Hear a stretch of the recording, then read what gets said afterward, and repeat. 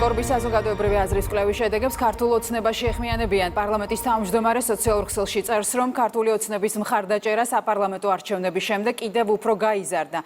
სოფო ბერიძე გაგვაცნობს შეფასებებს. მართლ პარტიას გორბის კვლევაში დაფიქსირებული შედეგები აჩვენებს, რომ ქართულ ოცნებას არ ყავს რეალური ალტერნატივა, არ ყავს რეალური ოპოზიცია.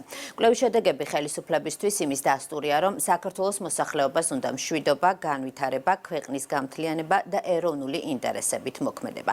ოპოზიციური პარტიების უმრავლესობას კვლევის შედეგები ჯერ არ შეუფასებია.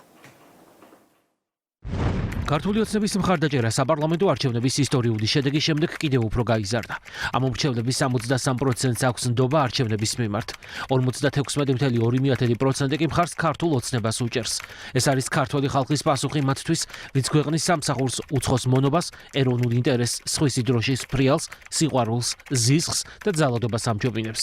ქართულ ხალხს სურს მშვიდობა და არა ომი, განვითარება და არა ნგრევა, ქვეყნის გამთლიანება და არა შუღლი, ეროვნული ინტერესებით მოქმედება და არა შეშლილი სამყაროს ისტერიაში სხვის მარიონეტად ყოფნა. ეს კვლევა აჩვენებს ძალიან კარგად იმ პოლიტიკურ განწყობებს, რაც არის დღეს საქართველოში, მათ შორის იმასაც, რომ ქართულ ოცნებას არ ყავს რეალური ალტერნატივა, რეალური პოლიტიკური ოპონენტი ქართულ სივრცეში და ასევე აჩვენებს იმას, რომ მოსახლეობის უდიდესი ნაწილი მხარს უჭერს ქართული ოცნების მიერ გადადგმულ ნაბიჯებს და ასევე იმედიანად არის განწყობილი მომავალთან, მათ შორის ქართული ხელისუფლების მიერ დაგეგმილ გადაწყვეტილებებთან დაკავშირებით.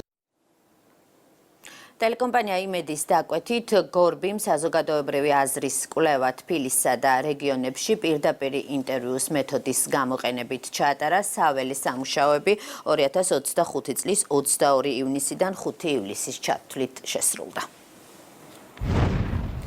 მადლობა სოფო ბერიძემ გაგვაცნო შეფასებები.